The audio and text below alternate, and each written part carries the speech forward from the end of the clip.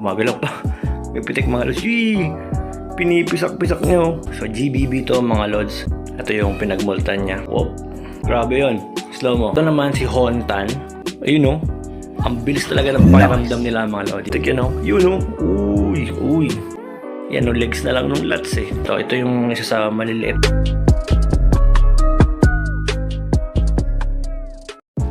What's up mga lodi? So feeding tayo ngayon. Wala muna tayong laban. So ito, Green Battle Blue. So GBB to mga lods. Halos kakamot lang din. Meron ng 5 days to nagmult siya. Ito yung pinagmultan niya. Ayan, para makita nyo. Ito. Whoop. Napaka solid no. So gagawin natin, papakainin natin to.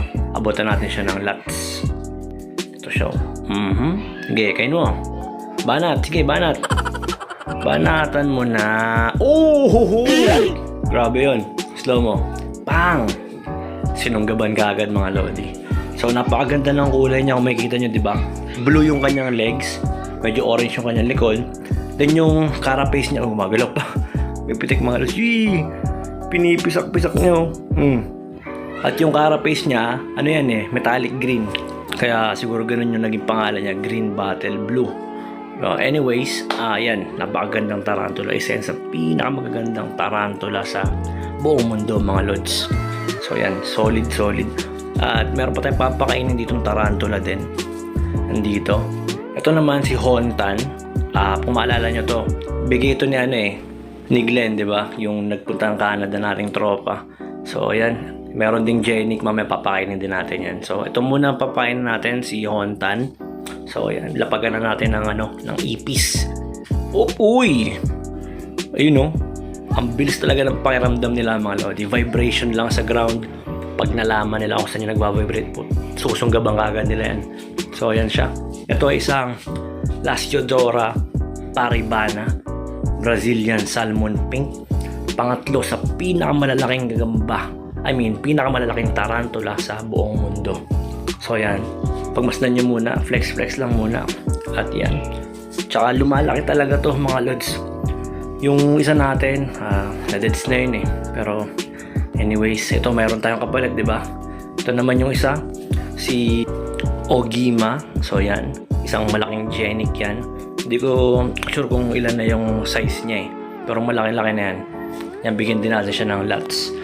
So hindi natin to pinapakain ng sobra para matagal yung buhay nila, di ba?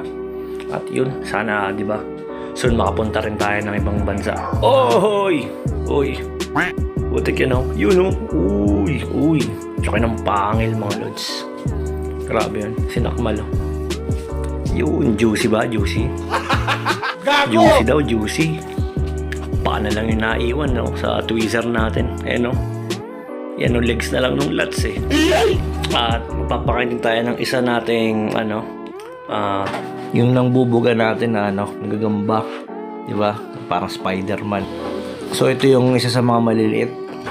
So possible hindi niyo makita yung pagbuga ng gagamba na to ng nasa white background, di ba? Sipatin niyo na lang. Yan. May mga video naman tayo diyan na aklarado ng pagkahuli niya sa sa prey niya. Pero dahil nasa white background siya, siguro i-re-rehouse ko to pag medyo malaki-laki na eh. Sa medyo dark, para pag pinakain natin, kitang-kita nyo kung paano magbuga ng web, di ba? Isa rin to sa mga pambihira nating pet dito, di ba? Ewan ko kung tayo palang may ganito na ilalabas sa YT, di ba? Pero yan, napaka-solid niyan. So yun lang muna mga lods. Peace out!